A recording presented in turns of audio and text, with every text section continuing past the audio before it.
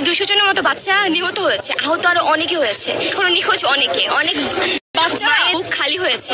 সেটাকে উত্তর কি আপনি দিতে পারবেন?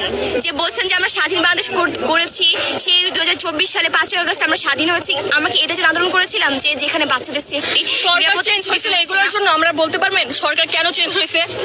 তারা এত আধুনিক বাংলাদেশ তৈরি করতেছে, দাবি এই যে এই এত পুরানা বিমান দিয়া কেন এই ট্রেনিং গুলি করা, আর এই ট্রেনিং গুলি কেন এই সব জায়গা আনে, বাইরে এরিয়া আছে, দিনাজপুর আছে, পঞ্চগড় আছে, চিটাগাং আছে, এইসব জায়গা করাইতে পারে।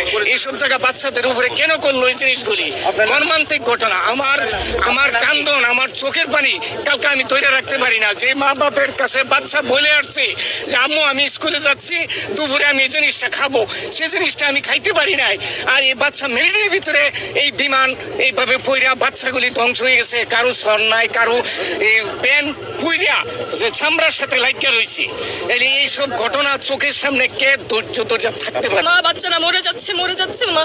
এখান থেকে প্রায় সময় অনেক বিমান আসে যায়, অনেক প্রশিক্ষণ বিমান অনেক আসে যায়, কানে অনেক শব্দ হয়। তো কালকে যখন এখানে জিনিসটা আসছিল, এত জোরে সাউন্ড আপনারা জাস্ট কল্পনা করতে পারবেন না, মানুষের কানের পর্দা ফেটে যাচ্ছিল। জিনিসটা আমি জাস্ট 5 সেকেন্ডের মধ্যে দেখে এখানে এসে পড়ছে। আমি জাস্ট কল্পনা বুঝতে পারবেন, আমি জাস্ট বুঝতেছিলাম না যে আমার কলেজটা হচ্ছে কি। হঠাৎ করে দেখি বাচ্চাদের কলেজটা ফেটে, আগুন ফেটে এই উপরে উঠে আসছে। আমি বলতেছি এখানে তো অনেক বাচ্চারা আছে, আমি দৌড় দিয়ে এখানে আসতেছিলাম আর আমার মাকে বলতেছিলাম মা বাচ্চারা মরে যাচ্ছে মা।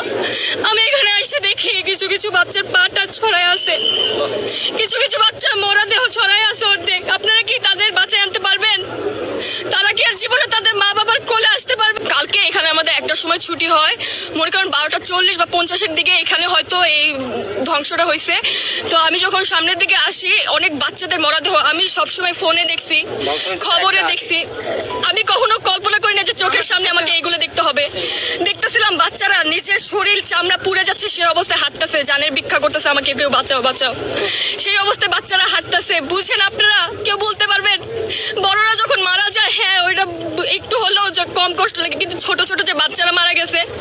কিন্তু আপনারাও জানেন যে বিমান যে ধ্বংস হয়েছে তার ভিতরে কত ধরনের ইঞ্জিন থাকে, কত কেমিক্যাল বা অনেক পুরাতন, প্লাস কত ধরনের ইঞ্জিন